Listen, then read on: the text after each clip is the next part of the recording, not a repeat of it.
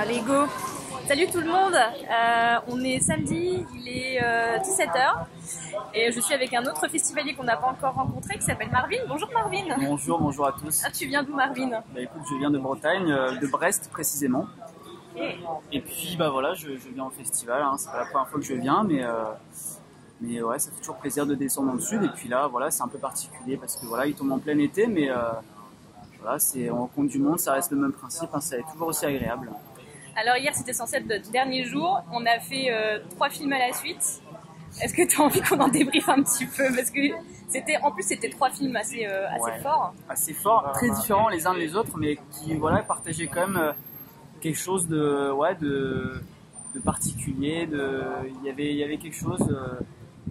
Ça traitait vraiment de sujets importants d'un côté, mais avec chacune voilà, une touche d'un réalisateur ou de la réalisatrice qui apportait vraiment quelque chose de significatif.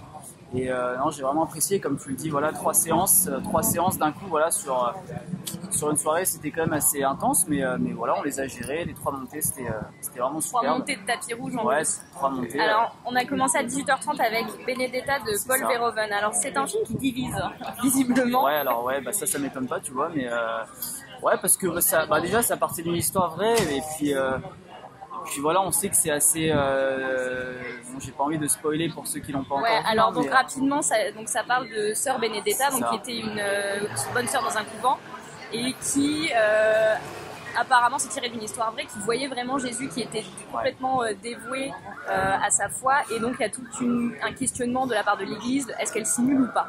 Voilà, gros. c'est ça, la problématique était là. Ouais. Et par contre, j'ai trouvé le film, je trouve dans la manière de procéder dans le scénario, je trouvais que ça tenait quand même la route, parce que certes il pouvait avoir des scènes un peu, enfin je vais pas dire osées, parce que bon, pour moi ça fait partie du cinéma, voilà, c'est bon, il n'y a pas de sujet tabou, hein, on va pas se la faire à l'envers, mais c'est juste que je trouvais qu'il y avait quand même une justesse dans le sujet qui était traité.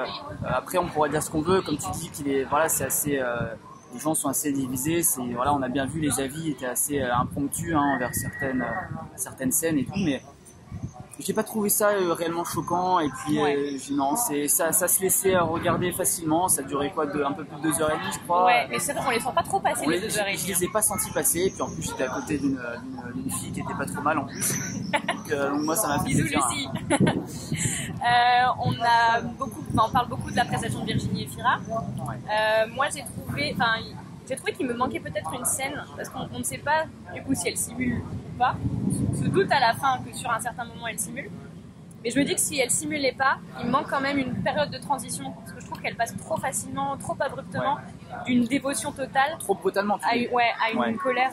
C'est vrai que je l'ai un peu senti comme ça, mais moi c'est surtout la fin où j'ai eu un peu de mal. Enfin, encore une fois, je vais pas la spoiler, hein, mais je m'attendais à une fin plus évincée, on va dire. Là je trouvais que ça finissait un peu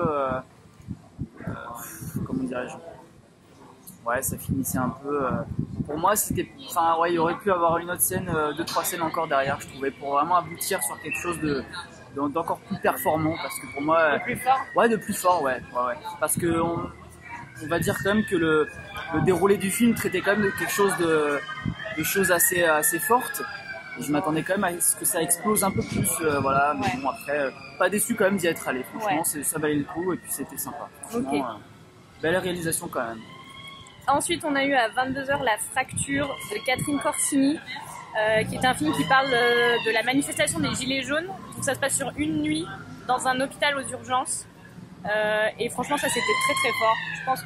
Je pense qu'on est tous d'accord pour le dire. Et, encore une fois, pas déçu d'avoir monté les marches pour ce film.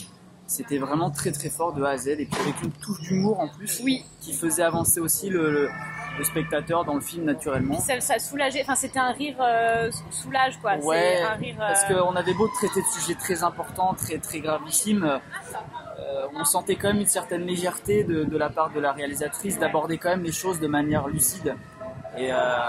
Et ça fait toujours plaisir, parce qu'on voit certaines choses des fois qui sont traitées de manière abrupte, et il n'y a pas de vrai discours derrière pour faire passer un réel message, il n'y a pas de dévotion totale, et là en particulier je trouvais que c'était d'une manière générale très bien réalisé. Les acteurs étaient formidables, et puis Et puis cela dit, voilà, comme tu dis, c'était fort. C'était fort. Moi, je sais que je l'ai pas vécu parce que j'ai pas manifesté là-bas, mais j'étais à Paris quand ça a commencé. Et je me rappelle d'avoir vu à la télé les images et je trouvais ça déjà aberrant et violent. Mais là, dans le film, ça l'était encore plus. C'est ça. Et je trouve que c'est incroyable d'avoir réussi à rendre toute cette violence et cet enfer, parce que c'est une nuit d'enfer qui se passe. C'est ça. Et moi, ce qui m'interpelle aussi dans la réalisation, c'est que je trouve que ce qu'elle a réalisé aussi, c'est que toute la scène se déroule pratiquement au même endroit en fait. Et elle a malgré tout. C'est presque un huis clos. Ouais, c'est exactement. Et c'est ça vraiment qui a fait en fait le charme du film. C'est qu'en fait on a pris vie en fait à travers cet hôpital, à travers les personnages et à travers leur histoire. Et ça, j'ai trouvé ça très fort d'une manière générale, de justement réaliser quelque chose dans un même endroit sans perdre le fil du sujet qu'on veut défendre, de la cause qu'on veut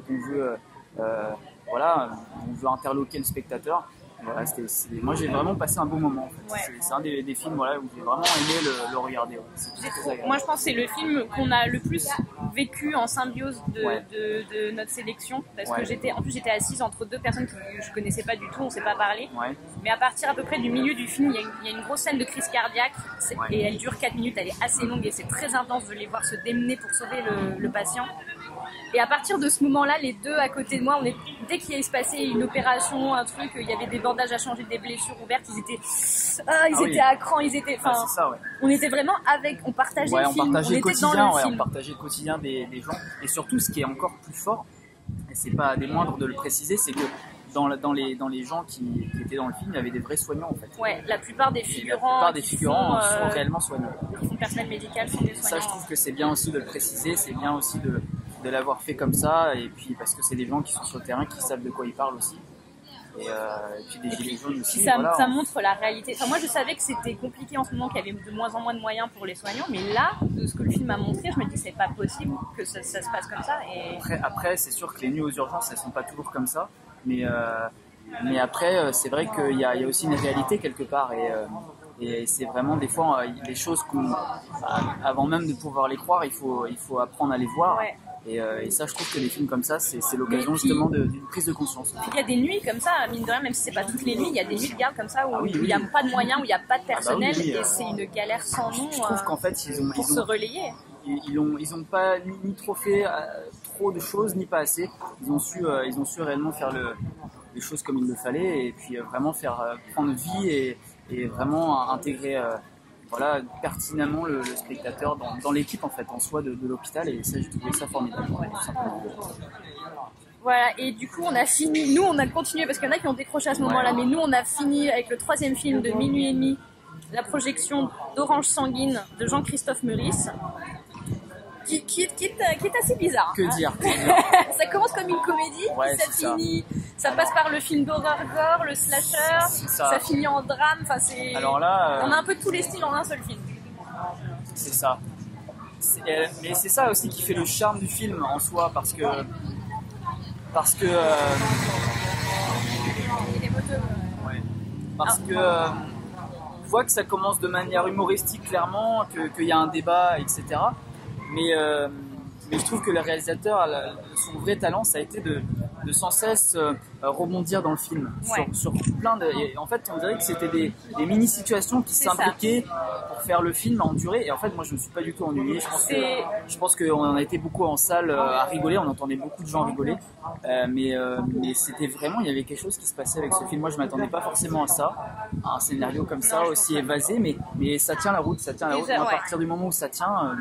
Déjà, au niveau de la réalisation, c'est assez original. C'est un peu un film à sketch. C'est-à-dire que c'est que des scènes isolés entre guillemets, mais c'est des personnages qu'on va retrouver tout le temps, qui sont quand même liés d'une façon ou d'une autre, soit par la famille, soit par le travail, mais on suit un groupe de personnages à chaque fois, et ça peut être, c'est des scènes indépendantes au final, et je me suis perdue dans le final, du coup ça parle il y a plein de sujets différents qui sont abordés, et je me demande même si les dialogues n'ont pas été improvisés, parce que ça parle tellement vite, ça se parle les uns sur les autres, c'est tellement naturel. On sent que, et puis en fait on sent que c'est du vécu quotidien, parce que comme tu dis, il y a une sorte d'improvisation, je pense, parce que ils sortent des phrases, il y a un phrasé tel quel qui montre quand même qu'il y a une sorte de naturel qui se produit dans les scènes. Et c'est ça aussi qui fait l'atout du film, parce que on se plonge aussi clairement dans toutes ces mini-situations qui font qu'il y a...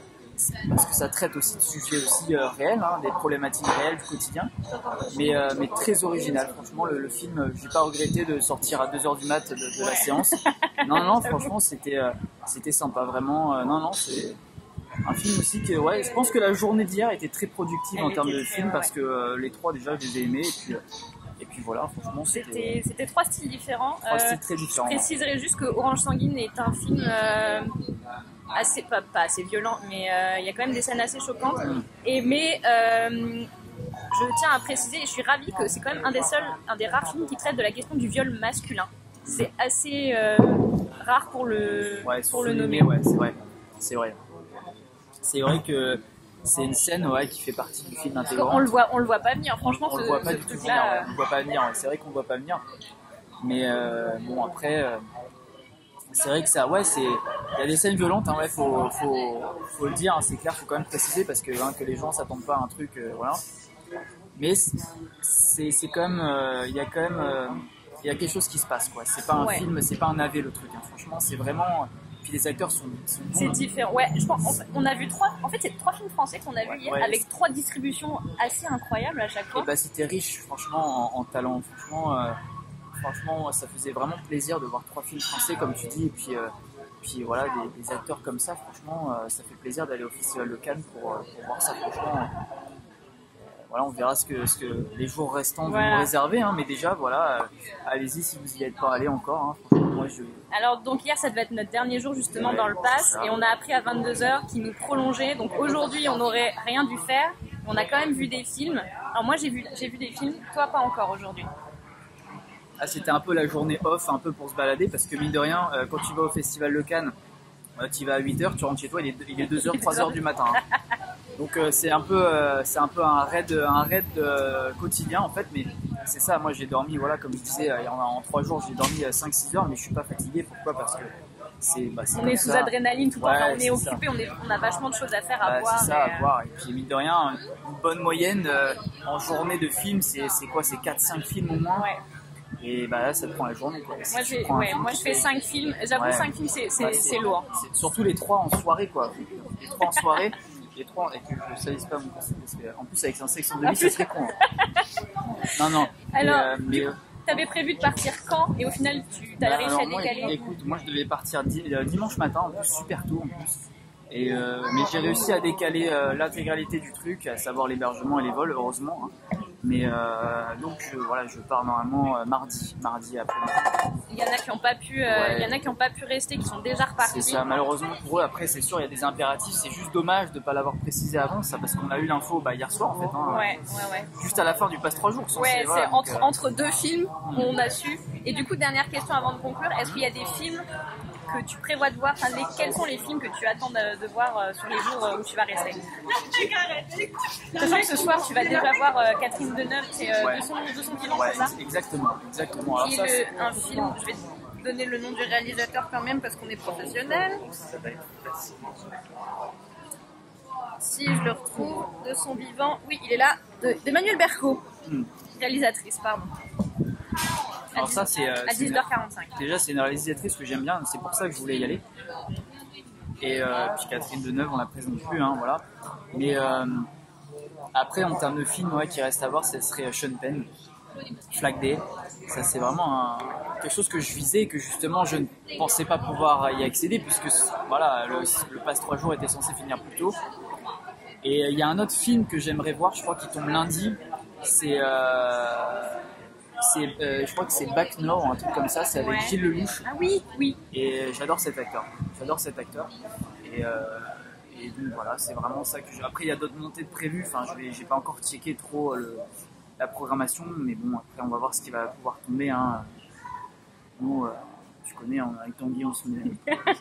on arrive à choper on arrive toujours à choper les trucs. Il y en a qui ont le karma à 0. Nous, on a, je pense, le karma à 10 000 parce que Tanguy, il lève la main, il a la place. C'est un truc de fou sur toutes les places qu'il a demandé. De toute façon, Tanguy, il lève le bras. Il y a trois citronnades qui arrivent, hein, donc, avec de la menthe et tout ce qu'il veut. Donc, Voilà. Et merci Marvin pour cette petite interview. Eh bien, écoute, merci à toi. En tout cas, c'est un plaisir. On avait les gens toujours.